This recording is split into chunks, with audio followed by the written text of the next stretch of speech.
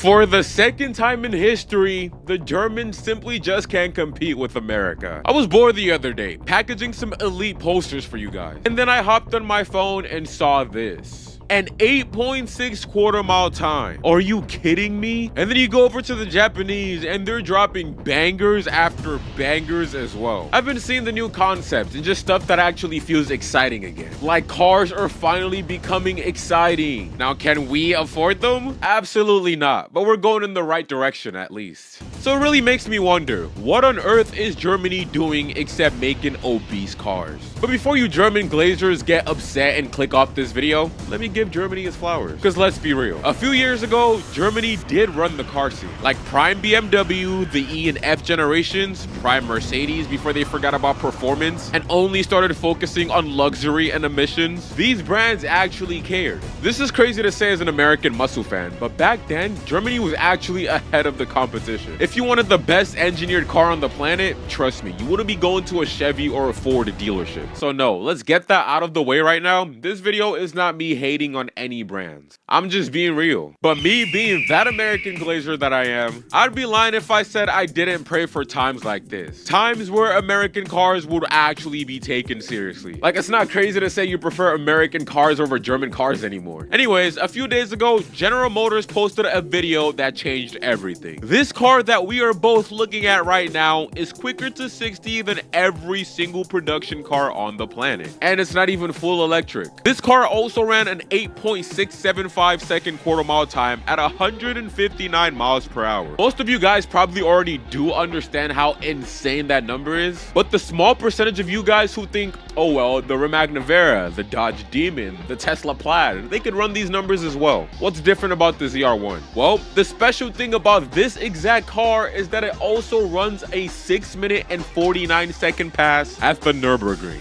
No other car is as complete performance-wise as the ZR1X. And I mean ever. Not one-offs, not modded, nothing. And that speaks a lot of volume for a Chevrolet. Look, I love this car so much, I even have my own poster of it. Alright, that's insane glaze. But if you want a poster, go to socialorbitstudios.com. But then let's actually zoom out, because when you do zoom out, you're gonna realize it's not even only Chevy. America is doing this as a whole, and they've just been winning a lot lately. But America doesn't have supercars or hypercars. Yes, that's because we have hypercar killers. Because Ford is doing the same thing. The Mustang GTD put a sub 7-minute Nürburgring time. A front engine, rear wheel drive, big heavy muscle car is pulling supercar numbers at a track. And Ford recently just even announced the new Dark Horse SC a couple days ago as well, which shows we're finally getting a successor for the Shelby GT500. Yeah, you guys know that one meme that's like hydrogen bomb versus coughing baby?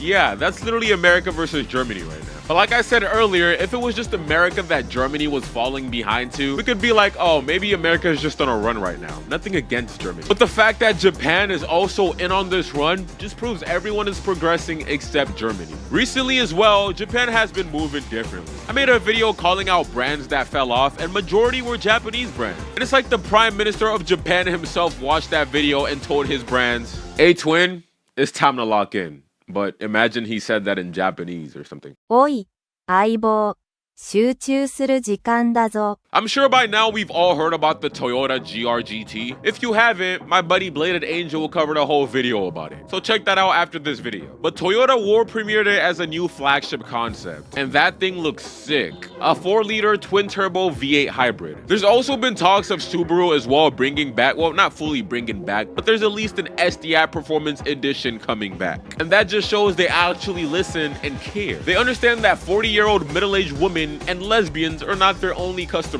We enthusiasts matter as well. And that's why everyone is so hyped for 2026. Okay, now, to be fair, Germany is not just doing nothing. Because I feel like that might be the vibe I'm giving off. Germany isn't gooning in the bathroom while its competition is breaking records. They're doing stuff as well. There's the AMG concepts that are over 1,000 horsepower. There's also the new confirmed M3 coming, and even Audi is teasing new sport car concepts. But here's the problem with every single one of those cars and type of cars I just mentioned. All of them, both the concepts and both the confirmed ones, they're all electric. Every single one of them. No V8s, no hybrids, just electrics. Porsche is the only one doing it right, but we expected that. But unfortunately, emissions are kicking Germany in the butt right now. Like, it's bad. As much as we hate BMW for giving us boats, they didn't just wake up randomly one day and say, you know what would be fun? A 5,000-pound electric performance car. They were low-key forced. That's why the future of all German cars are electric and hybrid. The G90 M5, hybrid. The new C63, hybrid 4-cylinder. And the future of both those cars, electric. Yeah, it's sad, but the EU CO2 emission rules are just brutal. If these brands even attempted to finesse it, they're getting fined to oblivion. So now German cars literally have two choices in a scenario like this. And unfortunately, they can't win in either. Now, first choice, they could keep building insane ICE performance cars, make the customers happy, and eat the massive penalties. I'm sure a lot of you guys are thinking, well, it's a billion-dollar company. They could probably make back the amount they're spending by selling these cars. But no. We're not talking about lunch money penalties. I'm talking billions of dollars just to make us happy. Here, let's do some math, but car math, not the boring one. Every automaker has to hit a fleet-wide average CO2 target. It's not per car, it's across every single thing they sell. So let's say a brand like BMW or Mercedes is 10 grams over the CO2 limit. The fine is 95 euros for every gram of CO2 over the limit per car. Every year. So let's say a brand like BMW or Mercedes makes a car, right? And let's say that car is 10 grams over the CO2 limit. If they sell 1 million cars in Europe that year, the fine is 95 euros times 10 grams times 1 million cars, which is equal to 950 million euros. So that's almost 1 billion euros for being slightly over the limit. Now, imagine you drop a new V8 M car or a new V8 AMG. You're not 10 grams over anymore. You're 20, 30, or even 40 grams over that limit. So no, that's not chump change. That's not even millions. That is multiple billions in fines. And at that point, these performance cars are just financial liability. It sucks, but there's nothing they could do. Well, except option 2, which is simply just what they're doing right now. Go all in on electrification to survive as a business, but also make that electrification at least have a little bit of performance and soul to still appeal to the enthusiast audience. It's a terrible situation for everyone all around, and that's too bad for German cars. But this is the beginning of the gap. Cue the American music. And the worst part, it's not gonna get any better. We Americans don't operate under the same emissions pressure. So they could say, let's build 1,000 horsepower naturally aspirated V8s if that was possible, and they will let it slide. Japan, they have stricter rules, but it's still nowhere near as bad as Europe, don't get me wrong. So that still gives them the room to build hybrid cars with souls and not just full EV only lineups. And plus, JDMs were really never known for high powered cars anyways from the factory, so they're not held to the same pressure and standard. But unfortunately, the German cars are. And that's with them literally having zero wiggle room. It makes their progress adding motors, batteries, and stuck explaining why weight doesn't matter. Yeah, they're gonna hire all these journalists to drive their 8,000-pound family sedan and have them tell you guys that you can't even feel that weight around corners.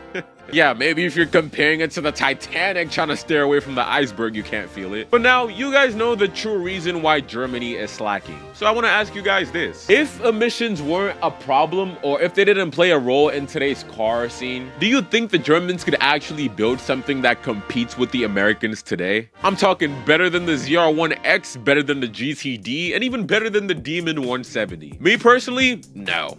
Maybe, I don't know. I'm just talking. What do you guys think? And also, we are very close to 300,000 subscribers, so subscribe if you're enjoying so far. All right, so now I already know what some of y'all are typing away in your keyboard right now. Bro, EVs are way faster, and you're just blinded by nostalgia. And you're not wrong, I guess. EVs are fast, and at least they're still giving us performance in those instead of just making EV commuters. But as we all know, we do not care. Nobody cares about EVs, because if we did, Tesla would be the best brand in the industry. Because performance isn't just all about numbers. Yeah, it's important, but a Miata isn't more fun than a Tesla Model 3 because it performs better. Because it doesn't, and that's my whole point. I had a buddy. Wait, hold on. Let me tell you guys this story because this is hilarious. I had a buddy, right? A very close friend of mine, actually, who had a C7 Z06. This man has had a C7 Z06 for like 2 years now, way before I got mine. Same car as me and everything, but this man modded it to like 900 horsepower. Then one night, he got dusted, and I mean clapped